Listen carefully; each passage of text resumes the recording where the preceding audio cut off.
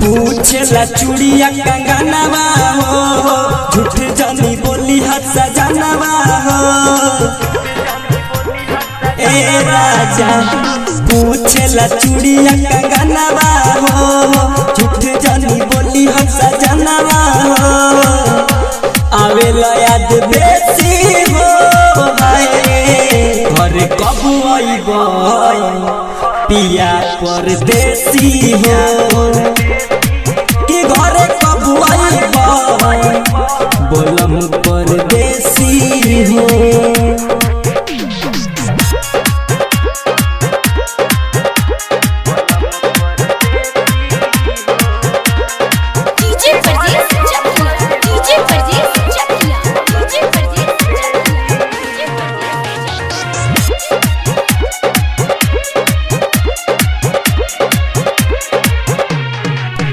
गड़े रेंगनी के काट जस से जिया, कोनो भागई बिया कायमर जिया। झूठ पूछल ना हमरो तुहल हो, यहाँ तड़पेले तुहर कर जिया। गड़े रेंगनी के काट जस से जिया, कोनो भागई बिया कायमर जिया। बिंदिया बिलख के रोवेला, तकिया पतहर के टोवेला। देवेला कलेसी हो घर कब आइबो राजा परदेसी हो। कि घर कब आइबो बोलम परदेसी हो।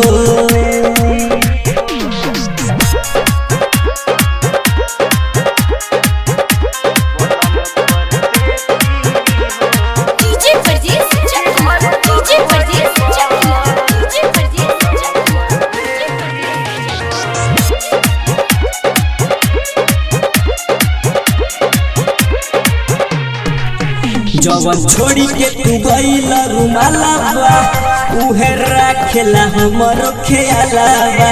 गजरा के कलम तनी बुझा, ओठा लाली करेले सवालाबा। जवन छोड़ी के तू गइल रुमालाबा, उहे राखेला हमरो ख्यालाबा। कोइनी हम कवन कसुरावा हो, कृष्ण जिया बड़ा दूरावा हो। धीरज संदेशी हो घरे कब आइबो राजा परदेसी हो। तो घरे कब